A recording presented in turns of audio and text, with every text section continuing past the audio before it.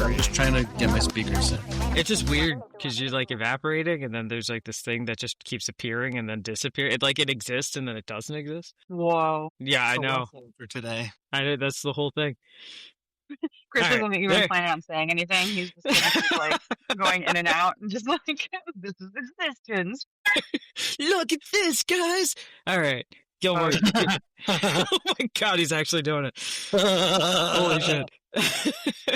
Excellent. But yeah, no. That's for the video cast. We gotta work our way up to that. Yeah, Yeah. when we all have time and energy and don't look as haggard as we feel.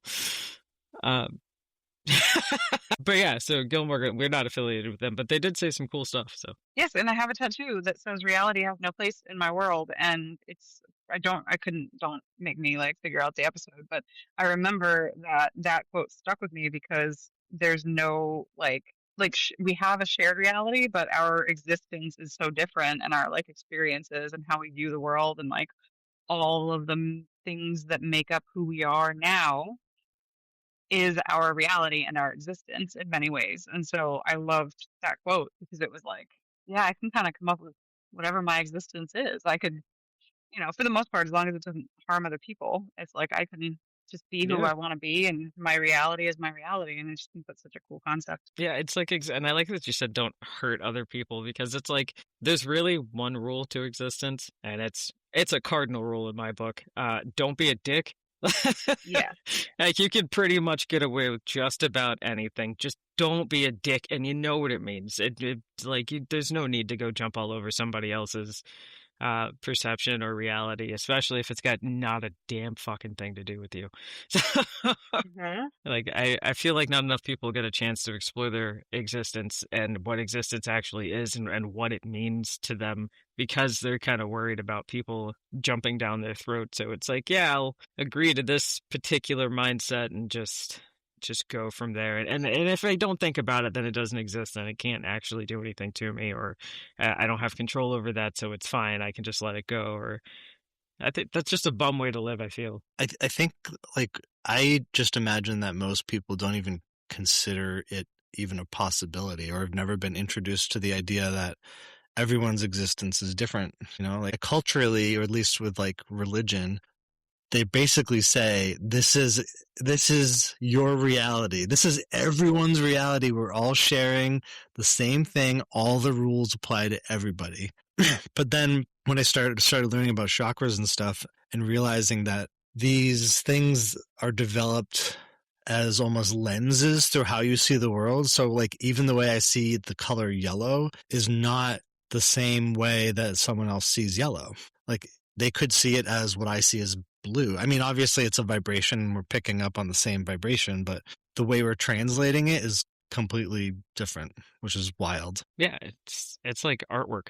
I mean, that stuff doesn't really exist. It's a bunch of squiggles and blotches and waveforms that are just coming through an ocular nerve or a sensational nerve or some nerve bundle. And I mean, everyone's got different nerve bundles. It's like if you poke me in the shoulder, I'll feel it in the bottom of my foot, which is not normal. That is that is a neurological issue, but also that's just kind of how I see things. And it's the same thing, I think, with art and with allowing yourself to really explore that kind of existence. Like I think there's a certain level of not ego death, but ego taming that comes with that. It's like you can't really go explore your existence or anyone else's if you're living based off of, yeah, well, I know this is right and that's just how it is. It's kind of crap. Yeah, the second you start labeling your existence and not being open to that label changing, I think that's where the problems come in, and you lose all the flexibility, and then other people start to bother you because maybe they're living something that you want to be living, but in your reality that's not supposed to exist. So that could be upsetting. And usually I feel like it is. There's probably some insane psychology and behavioral something behind what all of this is. I know we're definitely going to dive more into the philosophy of what's going on behind that. Because again, if everybody's perception is different, I don't know, man. I feel like, especially in this day and age, we're in a place where we can actually appreciate that everyone's perception is different and start trying to cultivate, bless, everything that's going through someone's head within reason. I mean, like we shouldn't be cultivating death bots that are ripping people apart for nothing. But like, Ideally. yeah, hopefully not. Like as a cartoon, that'd be kind of cool. But I think we're in a state now where it would be in our best interest to stop labeling things as clinically one thing or clinically another thing, or like this is just society, or that's just the way it has to be. Like I think we're in a space now where we can all start to explore each other's version of existence instead of just no, but this is how it is and this is how it always will be because this is how it's always been. It's like that's kind of stagnant behavior, yeah. Yeah, that's interesting. And like the question for some reason that pulls up in my head is like, if if the way I experience you guys is only through my experience and my lenses, obviously not only am I experiencing you in a different way than any other person is, but also how can I truly be sure that there are other existences outside of myself? I feel like this is one of those logic questions you get on the SATs where they like phrase it backwards. But I mean, if I'm hearing what you're asking correctly, the way I would interpret that is if you know the only lens is the lens that you have, at some point you have to acknowledge that that lens doesn't see everything because there are things that you have learned that you did not know. That's okay. So, right. But as soon as you experience it, it is you're experiencing. Great. And then you might have the drive to go learn more, or you just go learn more because it has to happen to you. No, I think that was a good way of explaining it because I go, oh, what's the name? I'm not going to remember the name of the theory. I suck at it, but I go to like the how like almost nature versus nurture, like but it's both, and Hmm.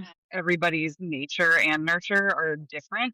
I mean, just inherently, like no matter what, like there's no two identical nature and nurtures for people. Like biologically and sociologically, we are all very different. And so then I think that awareness or like bringing the awareness to that fact is then what opens people to recognizing that like their existence is different and there are other ways of doing it. But yeah, if you live in a like not to make it, but if you like there's the concept of the white bubble, right? That people live just around people that look like them for so many years of their life in certain areas and like communities. Yeah. And like I talked about that with my mom because like she was raised in a white bubble and then she met a native and she was like, whoa, like this is a whole other world. And just people, that you don't know necessarily unless you're either taught it or you like choose to go out and explore or like there are ways to kind of stay ignorant to other people's existences. It's a lot harder now with the internet, but it still exists. Like there's still a way to do it. Yeah, and I mean, in that same vein, here we go, guys. It's all time for the woo-woo brain. But in So this, in the same vein, that's always going to have to exist. Those who are averse to the existence of other things, I could say existence a million times, all the keywords. But the perceptions that other people have, I mean, there have to be those who perceive that no other existence exists for existence to create enough friction to keep expanding. Like, and I mean that's even based on scientific energy principles, which I also suck at remembering the names of things. great. We got this. You can But look it up after. yeah, there's Google. There's Or still Google. encourage There other will people. always be Google. Yeah, Yeah. you guys go look it up. Go Yeah, if you're figure out what it curious, is. go look it up.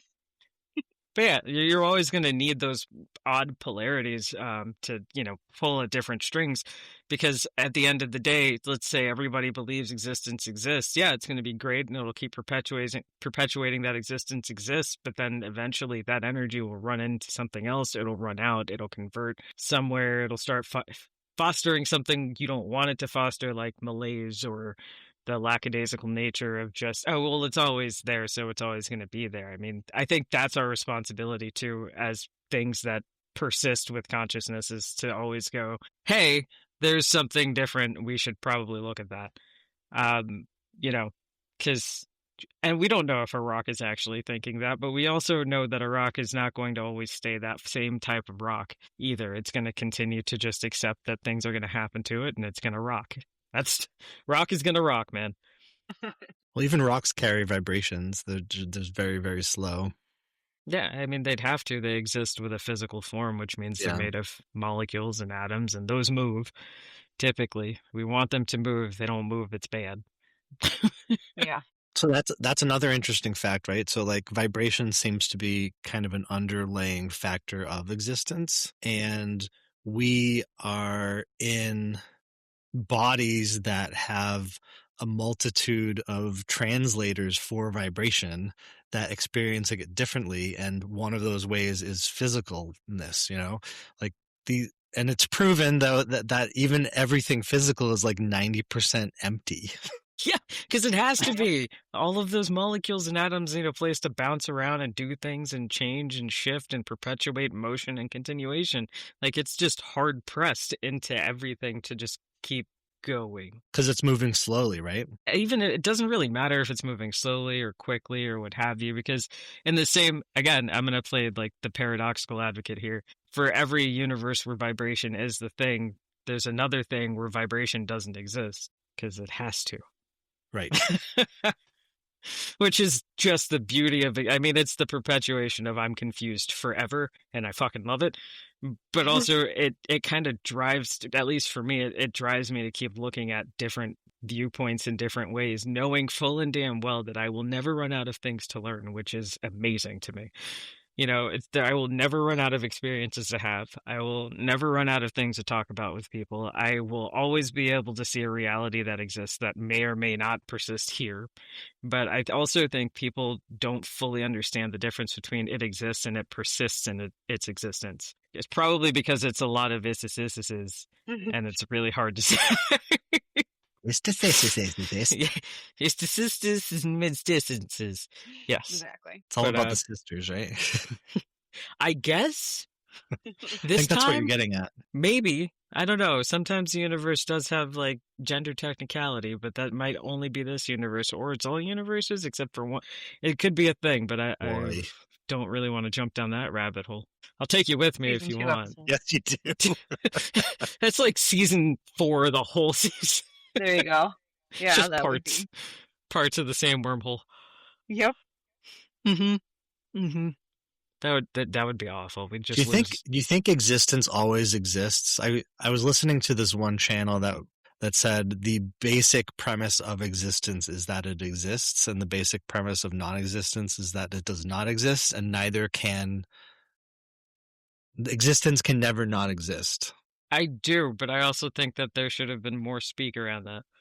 Well, I'm sure there was. That was like, How dare you not remember word for word verbatim, What's the matter with you? vibrational? At least you can talk. No, I think that's true. Like I was actually talking to my therapist about this of like what I consider to be polarities, because we talk about polarities and seeing other people's sides and things like that a lot. And I told him like I think for me it's just existence and non-existence. Those are the two things that I know will always be there. And that's not to say that one can't transition to the other, possibly with outside influence or some other type of energy, but that is to say that there will always be two pools that can like exist, which is existence and non-existence, and then everything else exists or doesn't exist within those boundaries, I think. And I think sometimes it is up to those that exist with consciousness to pull from that which doesn't exist to bring it into existence. But we should have a game where we figure out how many times Justice said existence in this episode. That's okay. I'll say reality 400 times. So are we fine? We need to go find John, have him talk about the reality, which is.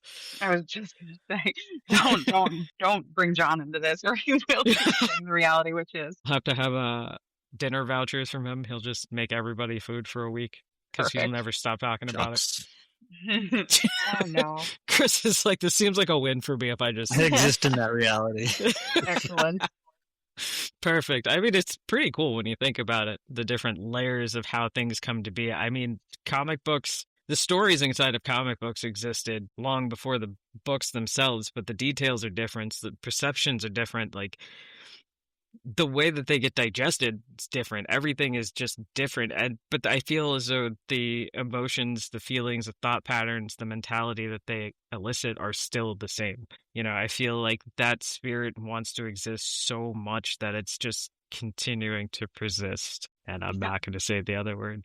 Is. Exactly. Chris has got me. Yeah, That's no, just, yeah. oh, go ahead. No, you go ahead. I wasn't going to say anything. I You think I start broke then. everybody.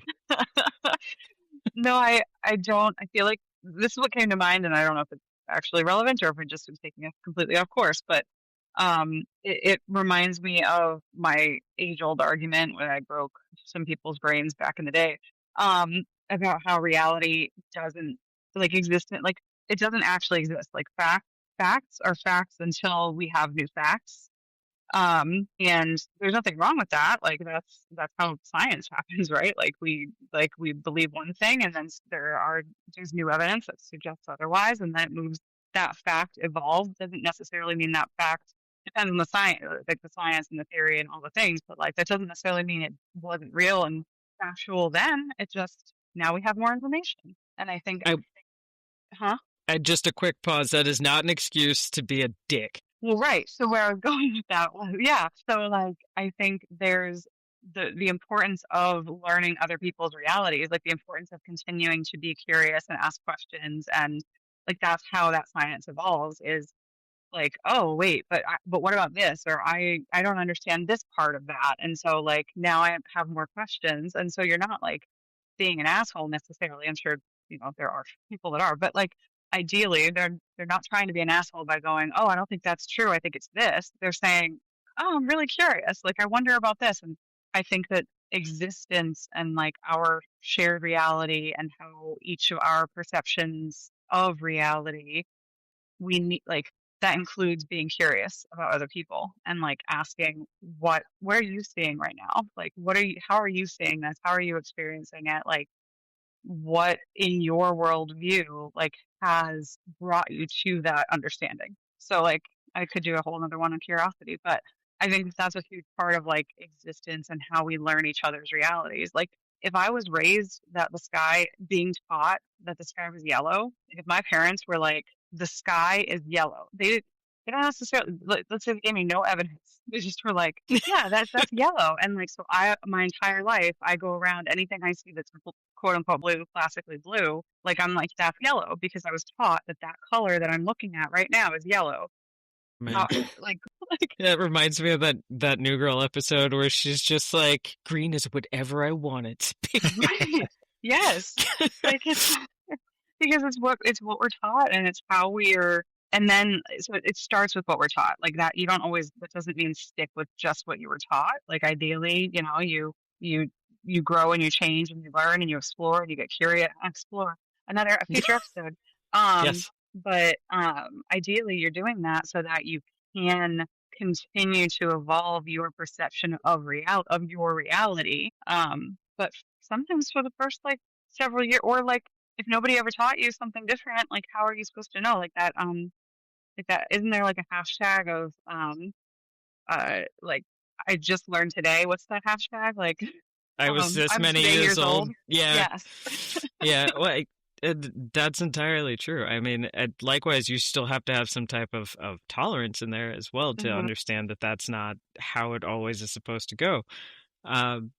Sometimes you have to be pushed outside, and sometimes those outside forces will reach into your bubble and grab you and just yank you the Make fuck you out do of that. there. Yeah. I mean, That's what and Jeff then does all the time. listen, man, sometimes that is my job. My bubble.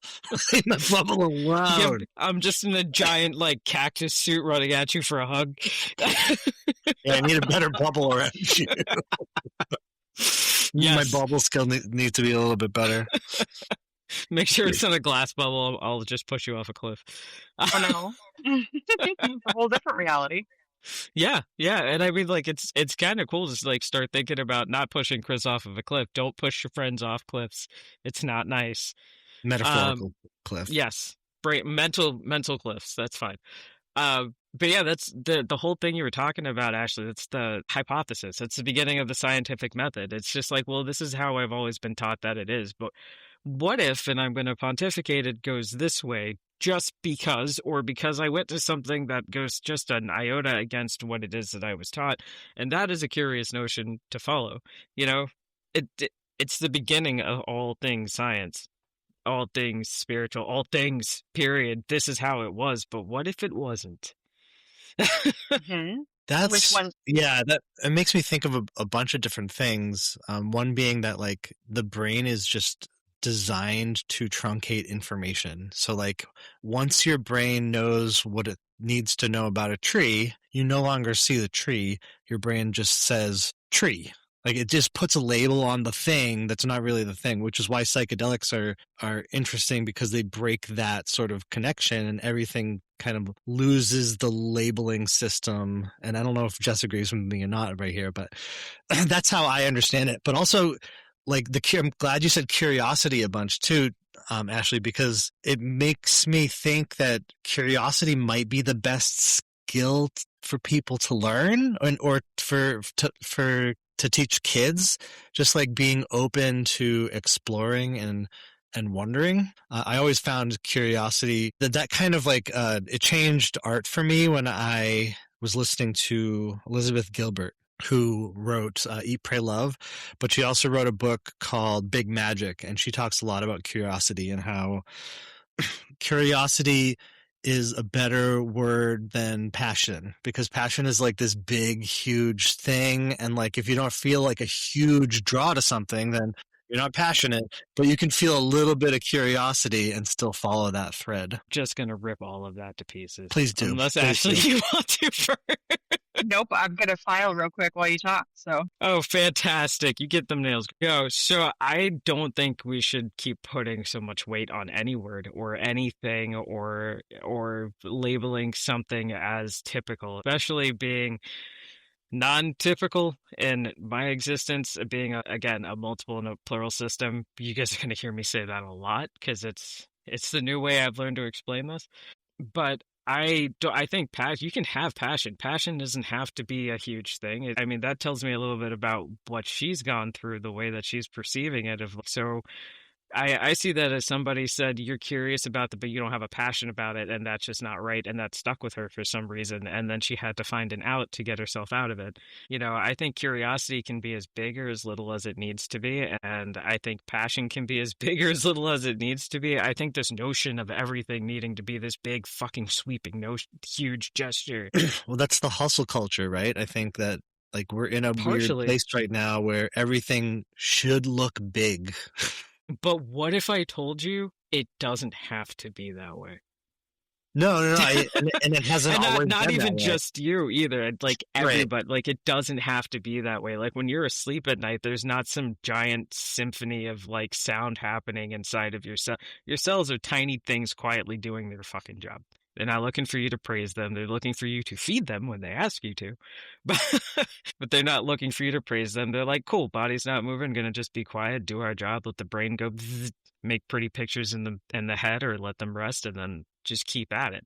And I mean, you can be curious about that and have a passion for the human body and still not be a doctor. It reminds me of like native cultures and how like a big showy thing that could have been like a big showy thing is like, let's go watch the shaman do a rain dance. But that was never the case. Like they went away. Like it wasn't a show. It was like they did what they needed to do in quiet, in solitude, and that's how they almost needed the quiet to settle down and get in tune with the rest of things.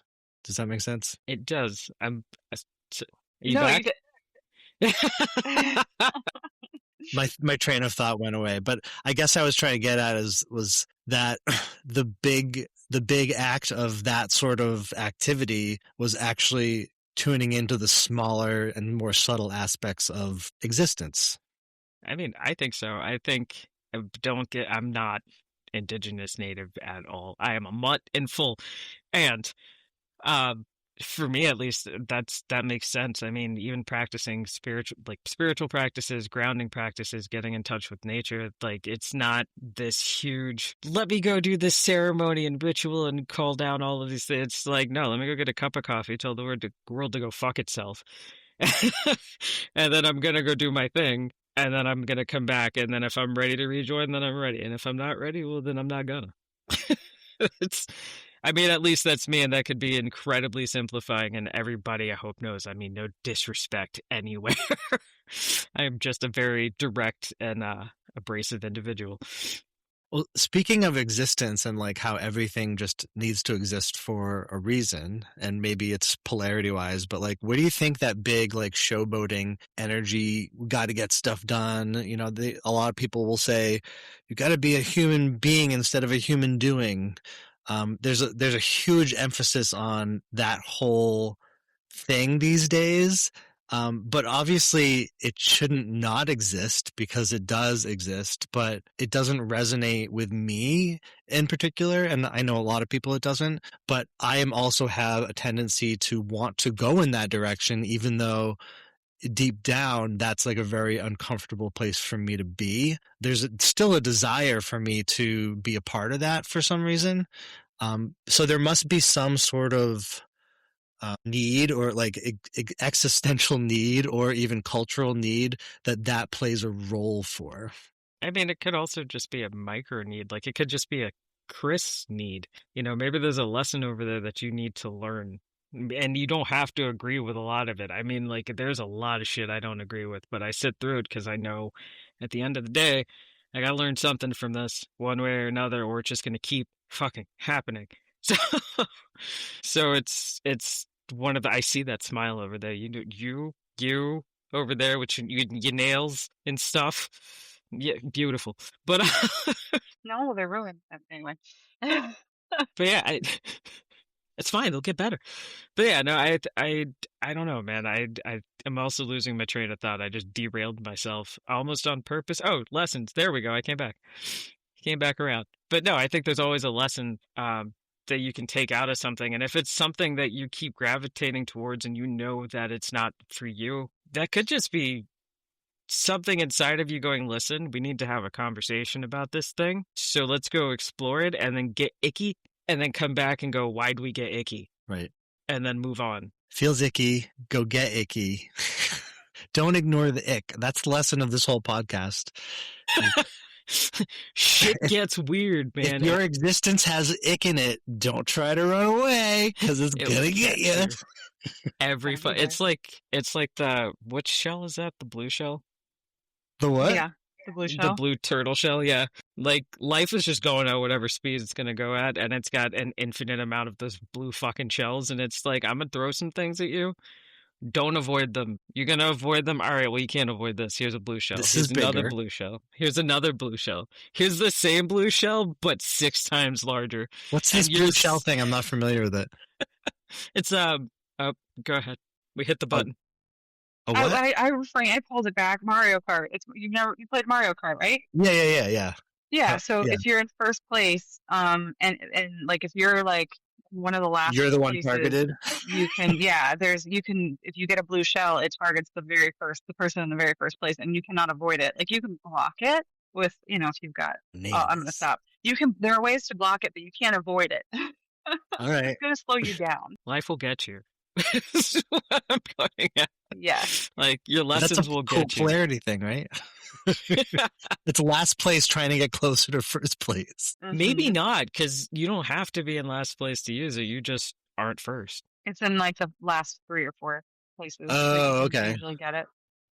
Doesn't the last place have some like crazy power that they get, like the bullet bill or something? That's also the last like 4 like. Oh, it's the last 4. Okay. Yeah, 4.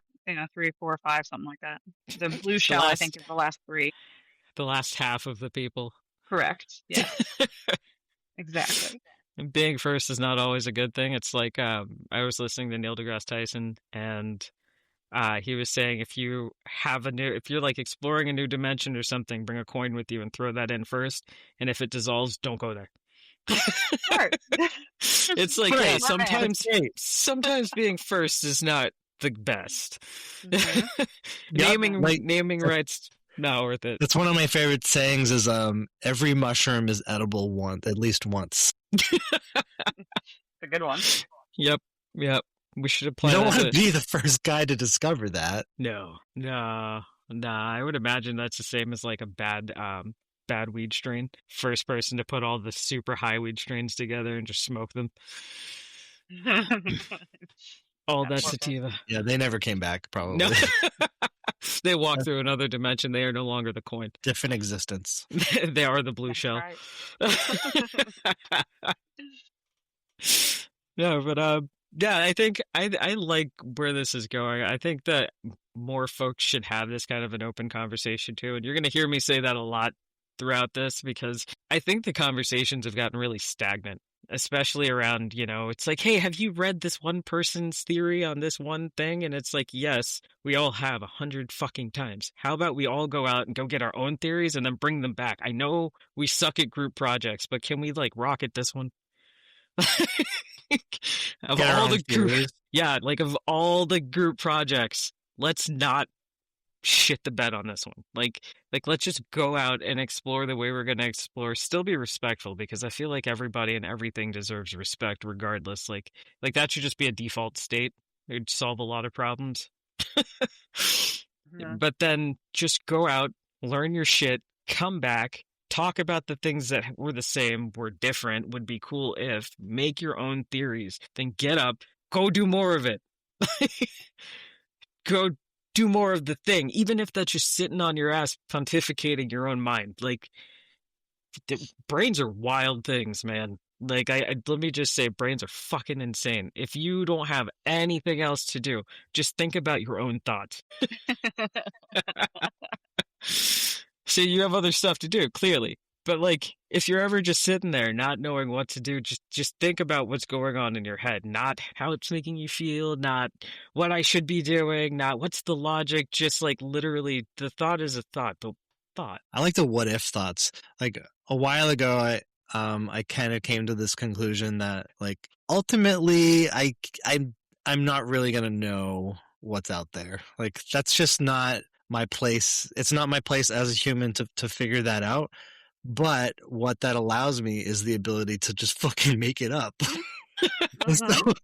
So when I think about what is out there, sometimes my thoughts are, well, what if it's this? And then if that's something that I'm like, yeah, that would be awesome if that was true. That's what I'm going to hold on to until I find something to the contrary, because it makes me have a better life now, and it makes me more excited about the future, which is fun. Instead of that I'm going to hell because I sin a bunch. I mean, like, that's fine. There are many hells. And honestly, the Nordic hell seems pretty chill. I mean, you just keep doing more of what you do.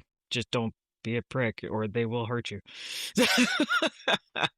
It's just continuation of ecosystems and Yeah. it's another existence engine.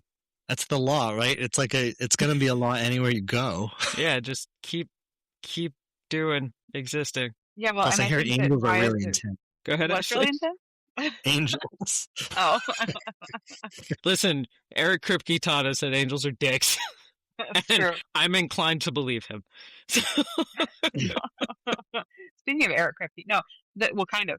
But that's to your point, Chris. Like who's to say that there aren't multiple of those what if? Like, who's to say like there? I mean, Right. there are so many different cultures who believe in so many different things, and who view the world in so many different ways. That like, why does there just have to be one? I mean, that doesn't Yeah, there's no like way that's there very can be. limiting. Yeah. So I mean, I don't know why this made me think of it, but Chris, I feel like you'll appreciate it. There's this mushroom that, and I can't remember the name of it, but I remember reading about it, that basically has no science so far has not been able to find any psychedelic properties, like any properties that say that you will like that you should be like hallucinating or anything like that. But literally everyone across multiple cultures and multiple languages, when they eat this mushroom, they see little people like almost like fairies, like fae, like little teeny tiny people just moving about their world. And they haven't been able to make a connection as to why that is. And I'm like, so maybe that's a different reality. Like, we get into dimensions and other, but like, right? Like, why? Who's to say there's Yeah. not stuff happening around us that we don't know? And like, I mean, I believe there is, but like, there are all kinds of very interesting experiences that people have. Yeah, Um, that's like the same thing with yeah, DMT is like when people always report these machine elves, they call them. And it's always a very, very specific entity that are like doing work and like noticing the person that is kind of invading their realm almost. And for the most part, they're like, oh, look at this cool thing that like we've made, and it's like obviously a weird. They say that it's a weird abstract thing that are multiple colors that don't even exist in reality. But eventually, I just watched a video of this guy that said he's done a bunch of it, and eventually they get mad at you and stop letting you come to visit. It's because you got to bring them stuff, man. You can't just be like, yo, let me see what you got going on. It's just like if I roll up into your house, knowing that full and damn well your kids, your wife are there, you're having like a family get together, and I'm like, hey, go pour me a drink. Like, what kind of shit is Respect, that? right? Right, right. And Before you smoke, make lasagna. right. And then put it on a plate in front of you. It's like the old Faye thing where you have to have sweet cream, put it on the windowsill at night, leave the window just slightly ajar. Don't not do this and leave like a fresh piece of bread next to it, and you'll gain the favor of the Fae. Oh, that's why. Okay. Yeah, don't go jumping around in the fairy circles, though. They will fuck you up. Those things are cool. Yeah, but like there's also a theory of, and I don't remember which physics structure it is, so excuse me, all scientists out there, but that two things can occupy the same space if the frequency is indeed different, which would be a different vibrational pattern. And since solid matter isn't 100% solid, can you imagine the density? We'd be like a nibbler shit from Futurama. Um, Also, no affiliation. yeah, nope. We're not getting sponsored by any of these people. We're just nerds who like these things. Right. But yeah, so like to think about the fact that if you're in an altered state, then you're probably going to be moving at a different vibration or a different frequency. At least some part of you is, and that could be just be the conscious mind, but what have you. And you could very well be seeing things that also exist in the same exact world, but just on a different frequency. It's one of those what if, and I mean, look at some of the artwork that comes out in the world, even like TV shows, books, actual like fine art paintings, crazy fucking junkyard art. Like I've seen some awesome junk car statues, and I'm like, what? Who? Where? How? What? This? Like I am an artist, and I'm like, this amazing. What you do? This thing? How? Teach? Like I want to know. I've seen those like sculptures that people make out of junk, and like you look at it from one angle and it's one thing, and then you look at it from another and it's something completely different. Yeah. That's a cool way of experiencing like perception. It's like it's the same stuff. Mm-hmm. You're looking at the same stuff. Yep. It's just different viewpoints, different, experiences behind it, because even still, like somebody with a lazy eye is not going to see things the same way that somebody with like normal. I have chameleon eyes now, thanks COVID, but they go all in weird different directions, and I see things very much so differently. And like one moves slower than the other, but I'm still like calculating what that one is still seeing while it's seeing something different. So I kind of have fish vision forever, which is wild to me. But like now I see things. Like some of the pictures I can take on my phone, my camera lenses can't even catch up with it. So I have to kind of finagle things around so that I can see exactly what I'm seeing. It's wild, dude. It's awesome. It kind of sucks when I'm driving sometimes. I mean, I'm not blind or anything, but it's just like, I'm just going to drive a little slower. Hold on. Make sure I don't hit that. Adjust. But yeah, man. I've got a question that I've always been curious. Like for a lot of things, if I contemplate things, I'm like, okay, I can find some sort of answer or explanation that makes some sort of sense. The one thing, not the one thing, but like one of the big things that I contemplate that I just cannot wrap my head around, or not necessarily figure out, but that just doesn't make any sense to me, is how if I am an energy embodying a body that is Chris, and possibly I have done this in the past, or maybe there's no even past. Maybe I'm simultaneously embodying other bodies just to have different experiences. Then why do I remember right now instead of everything else?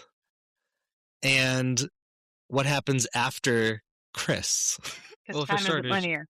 It's not. And there's actually also, again, the argument that time only exists per planet. So, Per planet? yeah, that like how gravity is actually altering our perception of time, and like time and space All is right. Yeah, very I've heard that. different than time is here because it's different physical properties. But the one thing that you said there that was really fascinating is the body is Chris and Chris is the body. You're not your body. Right. But the No, way I experience life is through my body right now. some of it. Okay. If you really think about it, like your thoughts are not just your brain making electricity. Okay. Yep. So it's kind of like you are this consciousness who is the permanent operator of this vehicle that you're in. So yeah, you're Okay. Oh, experiencing okay. Yeah. some of it, but I think that there is a division that a lot of people don't quite, because division is scary for a lot of folks. It's like, oh my God, I'm going to be lesser than. Let me tell you, that's not how it works. Once the thing is outside of the capsule, it just expands until it doesn't expand anymore, and then it gets outside of that capsule and does the same thing, and it does the same thing. It does it forever. So I think in that vein, what comes after is probably the same that came before, but what will continue to be. You know, it's kind of that hermetic principle of as above, so below. Yeah, it's probably just taking off a costume, but still that does not answer my whole. You're never gonna get an answer until I you know, and it's do it. But that's the thing, is you have to go through it. You'll know when you get your answer, which I know is a bullshit fucking answer. I feel like the yeah. first 2 years in therapy where my therapist is like, radical acceptance, extreme acceptance. I'm going to strangle you in a minute. I like that. That's a nice little kind of segue into talking about existence in a different way, and not like fighting what is. Yeah, it's okay to not know. It's, in fact, you shouldn't know all the things, because what would be Right. the point of What would all be the the other point? Yeah. things? All the things should know the things that the things know and aspire to know more things or involve themselves in more things, or just think that the way they're going to think. Like, all versions of existence are acceptable, I feel, as long as there's a and even then there's going to be like, well, if you're going to say as long as there's respect, there has to be disrespect, right? Because we're always going to need to fight a thing. But there's also a gleam of respect behind the disrespectful, if that makes sense. Mm. Like it's the dichotomy of both must be true. Reminds me of that idea that like all things are morally neutral. Yeah, because morality is a construct. Right.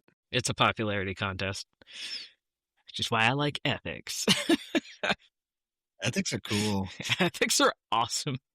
It's like my moral compass is non-existent, but my ethics are pretty on point. It's That's like, good, at least. y'all know what I'm talking about. That's a weird way to put it, but yeah, that makes a lot of sense. It's like straight down the middle, good ethics, but moral wise, Which is important because your moral compass would just not be great to live by. no. No, we just had to throw that out. I like that. was- Developing your own code of ethics, though, is a really cool way to live in existence, right? And it kind of ties back to what I was saying before, is like, just come up with whatever makes the most sense to you right now, but also be aware that that might not be true and that might change over time. It's destined to change over time. I feel Yeah. like that's when people talk. This is another season 2 issue. And I say issue because I'm gonna have to cram all shit into season 2. But you just shit, dude. I forgot what you said. Brain went Yeah, I season don't- 2 and just it's gone, but it exists That's somewhere fine. in the ether. We'll get back there. I one think day. this is for the listeners to think about on their own. That's true. That's There you true. go. Yeah, all 5 of you go think about this.